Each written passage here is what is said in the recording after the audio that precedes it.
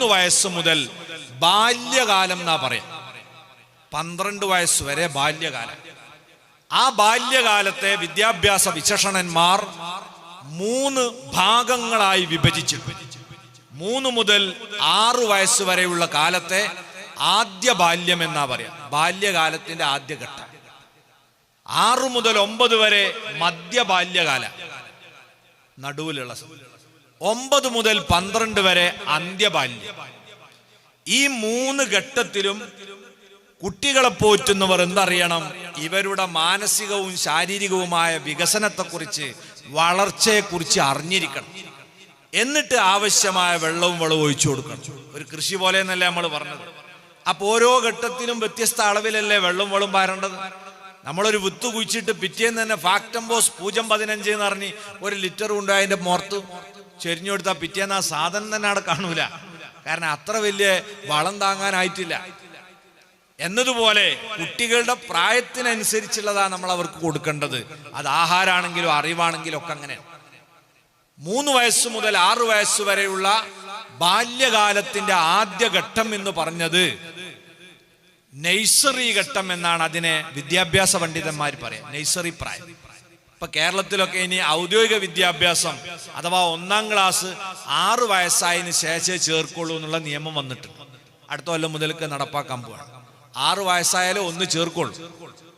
അതിന് മുമ്പ് LKG UKG എന്നൊക്കെ പറഞ്ഞിട്ട് പഠിക്കാൻ.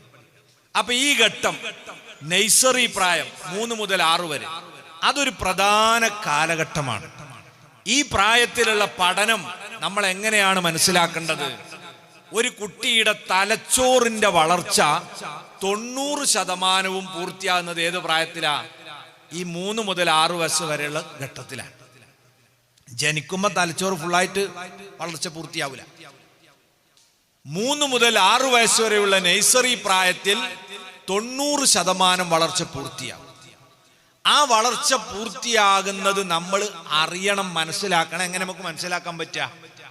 നഴ്സറി പ്രായമുള്ള ഒരു കുട്ടി പൊരയിലുണ്ട്, നമുക്ക് മനസ്സിലാക്കാം. തലച്ചോറിന്റെ വളർച്ച കൃത്യമായി നടക്കുന്നുണ്ടെങ്കിൽ ഉമ്മനെയും ബാപ്പനും വെറുതെ ഇരിക്കാൻ ആ കുട്ടി സമ്മതിക്കൂല. നമ്മളെ കൂടെ തന്നെ വന്നിട്ട് അതെന്താ ഇതെന്താ അങ്ങനെ, അതെന്തുകൊണ്ടാ അങ്ങനെ, നന്നായി സൂയിപ്പാക്കും. ഈ അനുഭവം നമുക്കൊക്കെ ഉണ്ടാവും അല്ലെ? അങ്ങനെ ഉണ്ടെങ്കിൽ എന്താ നമ്മൾ ചെയ്യേണ്ടി അറിയോ? നമ്മൾ ദേഷ്യം പിടിക്കുക ചെയ്യുക അല്ലെ? ഒന്ന് പോണ്ടായിരുന്നു, അനങ്ങാൻ സമ്മതിക്കാതെ കുരുത്തം കെട്ടോ. മറ്റേ കുട്ടിയൊക്കെ നോക്കി ഓനെന്താ അടങ്ങിയിരിക്കണ, അനക്കെന്താ എല്ലാം അറിയണമെന്ന് നമ്മൾ ഈറ പിടിക്കുക ചെയ്യുക. നമ്മൾ വിവരമില്ലാത്തോണ്ടാ. ഇങ്ങനെ ചോദിക്കുന്ന കുട്ടീനെ കണ്ടാൽ നമ്മളെന്താ സന്തോഷിക്കുക വേണ്ടത്? അൽഹംദുലില്ലാഹ്, ഇതിവന്റെ ബുദ്ധി പ്രായത്തിനനുസരിച്ച് വളരുന്നതിന്റെ അടയാളാണ്. അപ്പൊ അതിനെ നമ്മൾ പ്രോത്സാഹിപ്പിച്ച് കൂടുതൽ വികസിപ്പിച്ചു കൊടുക്കുകയാണ് വേണ്ടത്.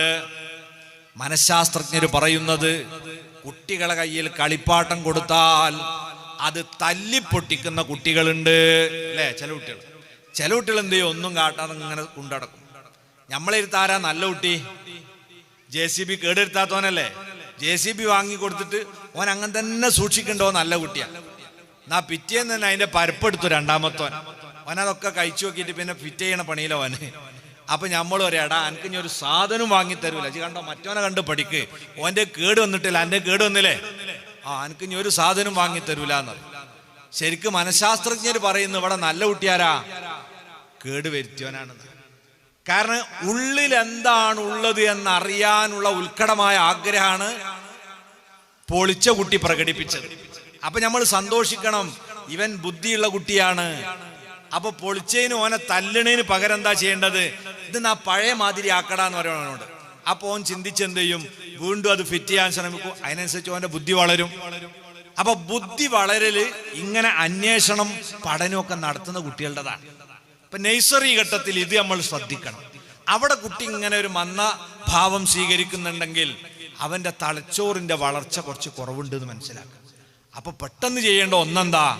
അവന് പോഷകമൂല്യമുള്ള നല്ല ആഹാരം കൊടുത്തിട്ട് ആ നേരത്തെ വന്ന ആ പിന്നാക്കാവസ്ഥ പരിഹരിക്കാൻ വേണ്ടി ശ്രമിക്കുക. ഒന്ന്, അത് നമ്മൾ വളയിച്ചു കൊടുക്കണം, വെള്ളം കൊടുക്കണം.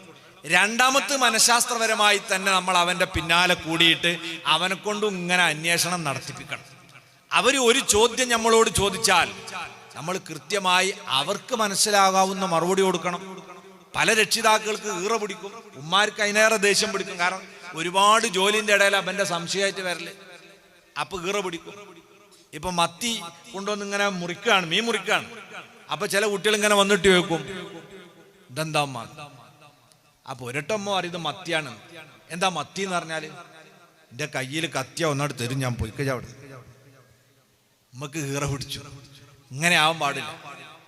അപ്പൊ നമ്മൾ അത് പറഞ്ഞു, കടലിലുണ്ടാകുന്ന ഒരു മീനാണ്. എന്താ കടല്? കടല് കാണാൻ നമുക്ക് പോണം. നമ്മൾ ഇങ്ങനെ കാസർഗോഡ് പോയി കഴിഞ്ഞാൽ പിന്നെ മൊത്തം വെള്ള, വിശാലമായ കടൽ. അപ്പോഴേക്ക് കുട്ടീന്റെ ബുദ്ധി ഇങ്ങനെ ചിന്തയും വികസിക്കാണ്. അവന് ഉത്തരം പറഞ്ഞു കൊടുക്കുമ്പോ വീണ്ടും ചോദ്യം ചോദിക്കാൻ അവസരം കൊടുത്തുകൊണ്ട് നമ്മൾ മറുപടി പറയണ്ടേ, അല്ലാതെ അടിച്ചിരുത്തിയിട്ടല്ല.